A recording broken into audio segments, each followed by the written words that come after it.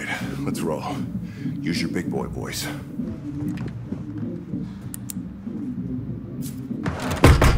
Police! We're coming in! Police! Nobody fucking Get your hands where I can see them! I'll be out by the morning, cop. You fucking know it. Yeah? A pile of cokes is otherwise. Fuck you! Oh, shit, stop it, gun! You got pursuit training, right? Yeah. Maintain distance, try not to kill him. Get on it. We want him stopped now.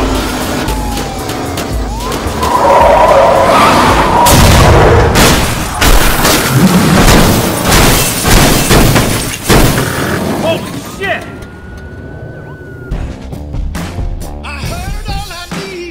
Hi gamers, up is my first contact with EA's latest entry into the Battlefield franchise with Hardline. This version is from the Xbox One, coming to you early thanks to the joys of EA's Access and the Vault. A good perk if somewhat limited taste of the single player game, understandably so.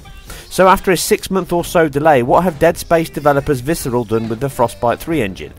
Well, at first glance, not a lot at all, but I will cover that in a moment. Let's first look at the two sections of the game, single player and multiplayer. Having played the multiplayer beta quite extensively on all three big formats, it has not changed dramatically from this or even its BF3 or 4 roots, but gameplay is the same flamboyant destruction-filled set piece from 4, with most of the scenery being destructible, a large collection of ground and air vehicles along with an arsenal that no self-respecting Miami Police Department should leave the house without.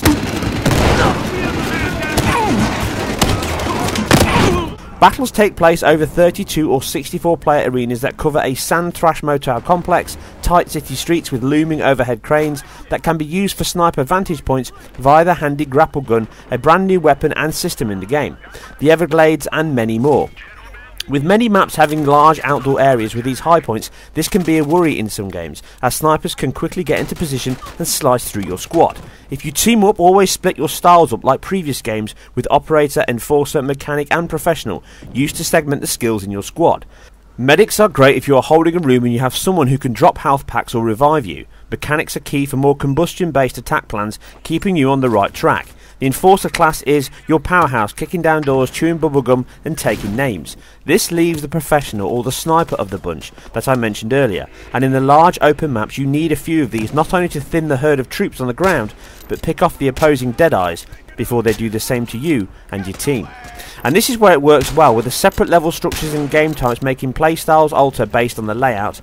Like Battlefield games before, running in COD style will only result in an early bath and frustration for your team. You have to work together, as lone wolves aside the snipers will not be alive or successful for long. The different game types like Heist, where you have to rob a vault of cash and return to your 2 base points with the cops having to defend and stop this, like a Capture the Flag mode. Hotwire is a car stealing 2-man team being chased or chasing the pilfered motor with aims to apprehend no matter the cost. Rescue is exactly that. Hostages are hauled up in a warehouse, and as the bad guys you have to keep the cops out as they try to storm in and kill the group and rescue the hostage. This is not only the most tactical mode, but it's also a no respawn, so bang and you're dead, adding more tension to the mode. Crosshair follows a similar path, with it being a competitive mode, with the witness in the police protection banging the sights of his old crew. Can you save him with only one chance for all? You then get standard team deathmatch and large conquest matches, as per other multiplayer FPS games, with the most enjoyable mode, Blood Money. This is where you have to steal from a couple of vans the loot inside and return it to your stash, all the while the other team is doing the same. You can also steal from their base and return to yours, with the winner decided on the most money at the end. This game type makes for frantic action and is the most fun, as generally everyone is on the move and in battle. But even highlights like this cannot shake the fact that it all feels like a new DLC mode for Battlefield rather than a full game. Change the outfits and cop banter for army chatter, and it does not feel a sufficient change from that if you have it in your collection already. And the visuals have suffered the same lack of change, with the X1 still sporting a 720p resolution as per the launch day Battlefield 4, with the engine itself not seeing any major changes now. Aside, now screen space reflection being added into the mix of effects, better quality textures and animation, along with a form of PBR and the reflectivity of materials being better than Battlefield 4, as is the motion blur in the game being more precise than Battlefield 4, but the PBR might not be fully implemented in the engine yet. But overall, it really has not changed a great deal other than this, and fixing some of the basic engine bugs from such an early original launch. It still has the amazing destruction of before with great post-processing effects, rubble, particle sparks, screen shaking explosions, good use of motion blur all add to a game that looks and feels next gen, so long as you have not played Battlefield 4. And for a full price game it could have done with at least a resolution increase of some sort, as the low resolution is heavily affected by aliasing, which can actually hinder some parts of the multiplayer, with pixel crawl so bad on distant and thin objects you can miss or mistake targets at times. Rare, but can happen. Multiplayer is where most of your time will be spent, and performance on the smaller 32-man maps falls in line with Battlefield 4, being a reasonably solid 60 most of the time, but when you move up to 64-man games, then the frame rate can take a hit. Below 60, around the mid-40s and low 50s, even though this is not terribly low. For such a low resolution game, it is the one time I can safely say that with the engine being designed around much beefier CPUs than this, and not being able to redesign this to a more multi-core centric code, these drops are not from the visual side of the game, but the CPU struggling to keep the action in check most likely. Hopefully with the next Frostbite game, Star Wars Battlefront from DICE, we'll have spent more time tailoring the engine to better spread across multiple cores whilst levering GPU compute, to alleviate these issues along with a higher base resolution. Guys, suppressed over here! Our guy got fucking smoked! And now into single player, and the team at Visceral show that they still know how to make a good romp. The game is set up like an American cop series, with it not taking itself seriously. The tongue is firmly in the cheek here. With only having access to the prologue and first mission, my impressions on the single player are limited, but it is fun and over the top as you expect from this style of game, with a very much Michael Bay feel to it. Playing a coveted ex-cop on his way to serve hard time sentence for a crime we do not know as of yet, cue a flashback and we pick up with our supposed crooked cop Gonzalez as he's about to make a bust with Delson's brother from Second Son. This obviously goes pear-shaped and a chase ensues, again showing off the engine effects with great motion blur, particles. It all looks and feels as epic as any high-budget action show would.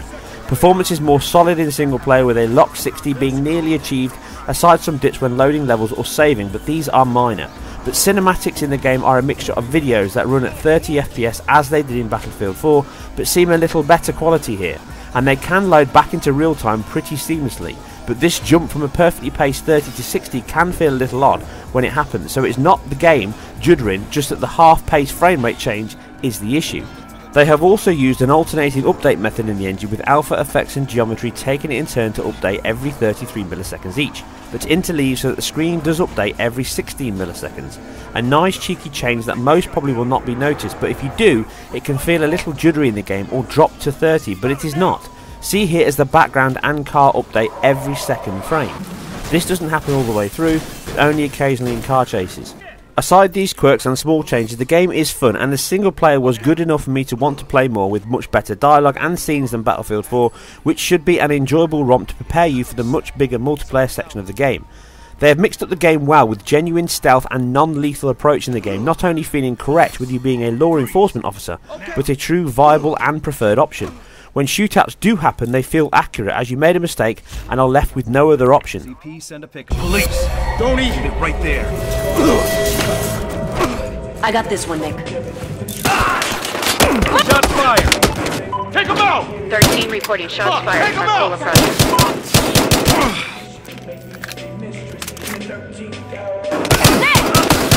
Being able to arrest multiple enemies with a flash of your badge, not sure if a further enemy has seen you or one has changed his mind as you cuff them. Again, early signs of tension with an injured partner necessitating you trying to stop her bleeding out as you hold off the insurgent forces. It all feels like it could be a very enjoyable single player game, much more so than Battlefield 4. But if that and the multiplayer is enough to warrant the full price purchase is another issue entirely, and one at this point I feel depends on if you have Battlefield 4 in your current collection on PC or now-gen machines, and if not, did you enjoy it enough if you have played it? Nothing here changes the feel of the game to any degree that makes it feel any more than a mod pack, as I said in my original E3 beta video last year. It is fun, enjoyable, with a much better made and solid single player element that improves the most on the Battlefield formula, but at the price of entry it's just slightly too high to justify it, with maybe an upgrade of £20 or $40 if you own Battlefield 4 making far more sense, and most likely far more sales for EA, as I and many would snap up at this cost with little hesitation. I will do a review and head-to-head when the game comes out if requested enough, but right now it looks to be of equal performance as per the launch editions of this engine, so PS4 stays at the same 900p with 60 FPS, with most likely the same as before, slightly better performance than Xbox One. But if you have a decent PC spec like my AMD 8350-7870 machine, then a full 1080 at high settings with a near lock 60 is still the best place to play it, as very minimal work has been made on the core engine from 2 years ago. Still enjoyable on all three machines, but a shame, but an understandable one, that EA most likely cut the budget for the game to concentrate on content rather than any coding or other expensive engine changes, that the Frostbite team would have been working on themselves in prep for the big Christmas launch of Battlefront. As always, I hope you guys and girls enjoyed this. If so, then please hit that like and subscribe button. It really helps me immensely. Please leave your thoughts and feedback below. Please check out my upcoming GDC videos. I have a lot of stuff in the works, working through Naughty Dog's presentation on the CPU, work for the PS4, lots of information on VR, the work on DX12 and Vulkan, the OpenGL Next, and all other information from GDC. I will try to condense these down into as little videos as possible to make them coherent, but also enjoyable and informative. You guys and girls take care, and I'll see you soon on the next one.